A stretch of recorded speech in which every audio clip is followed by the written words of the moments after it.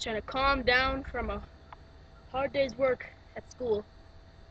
But you know, you gotta get that education, man. Understand? Don't drop out. Don't be a loser, okay? Don't be for losers. How are you guys, you know? Whew, that's 7.5 hours. Can really suck the life out of a man.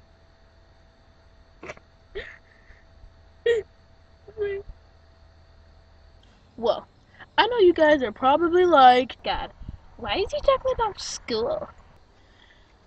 Well, if you shut your face, I'll tell you. As we all know, teachers, the one who stir us all up in a pot, come in different shapes and sizes. Some more strict than others, some just awesome. But we can all say they're different. So, these are my top 7, count them, 1, 2, 3, 4, 5, 6, 7 different types of teachers. Now, number 1, the friend. Now, not everybody has the awesomeness to have this teacher. I'm sure they do once in their life, but see, this teacher is just cool with basically anything. And usually it's like a RTI or an Excel teacher or something like that. But they don't care if you're late. They don't care if you don't do your homework. They're just cool with everything. See, they don't care about the weird stuff that just stresses people out all the time. Of course, you can't be bad in their class and they'll strict. But, you know, they're just awesome. They use cool words. They're not all straight, you know. People like that. Type 2, the rug sub. Now, I say sub, as in substitute, and the rug sub just lets you get away with anything. And they're not the friend. You see, rug, as in, you can just step all over them. The friend, if they need to, they can pull out a couple of detention slips. But the rug, she's usually a small girl, don't want to say anything to the class, and usually somebody's saying something inappropriate, and she'll be too scared to do anything about it. Some people think that's cool, some people don't. I personally don't, because the people in my class are pigs. You need to stop it now. Number 3, the strict board sub. Now, unlike the rug sub that'll just let you get away with anything, these are completely opposite. Like, here's the South Pole with, you know, the rug sub letting you get away with anything, and here's the North Pole up here. I'm kind of doing opposites because, you know, it's like a mirror type thing, but yeah. And they're just telling you to do everything like they own the plates, and they're a sub, so, you know. But they're just so annoying. Especially since you have them for one day, so you can't, like, you don't expect them. Ooh. And you don't know if they're mean or not.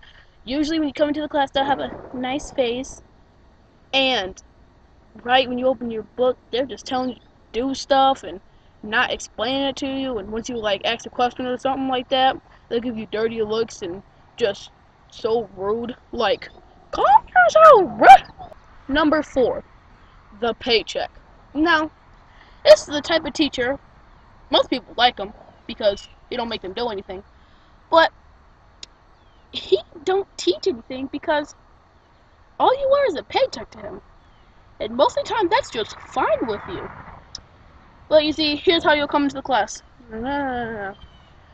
He'll write something on a board, get your books out, turn to page 321, read to page 342, write hand questions for your partner, switch papers, have your partners answer those questions, and leave the class, because the class is going to be over.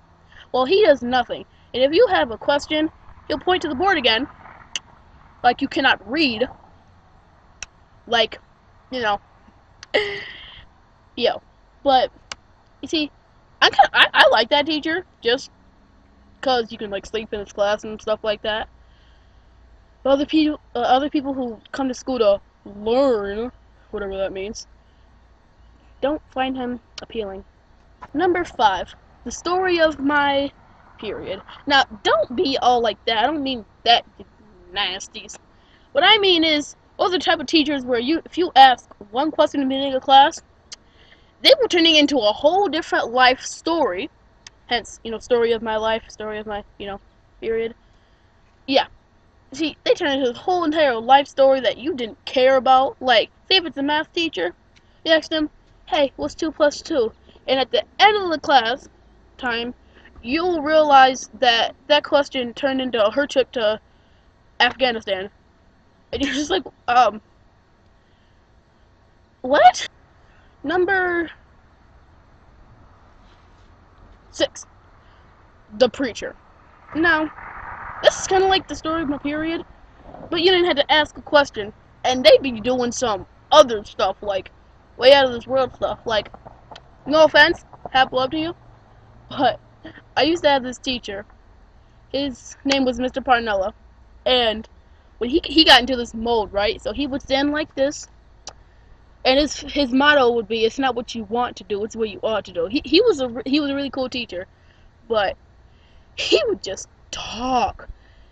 And, you're kind of interested in what he has to say, because he's kind of an interesting person. Of course, I'm talking in general. But, it just goes into this whole entire class time. Now, last but not least, lucky number 7.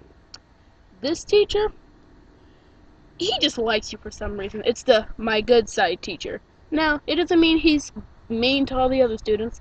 It just means he likes you for some reason. I was afraid of teachers with he's. I meant he or she, it, that, whatever. I just have mostly boy teachers, so, and I've always had mostly boy teachers, so it just feels like it's supposed to be gonna be he. But yeah, it could be a she. But like I said, they just like you for some reason. It could have been a brother or a sister went there to that class before you, and they just made a good impression on them. You could have had this whole family thing going. But you could be dashing like me, charming like me, funny like me. Those are just reasons why some of my teachers like me. I mean, isn't it hard not to like me with a face like this? Yes. So, you see, those are my lucky number 7 teachers. Of course, most of them aren't lucky. Then again, school itself is not lucky. But those are the teachers that make your day that much better and that much worse. Oh yeah, and I have a joke for you guys. Has nothing to do with teachers. I just like telling jokes. Alright, time to get serious, bro. Why did Sally drop her ice cream? Because she got hit by a bus.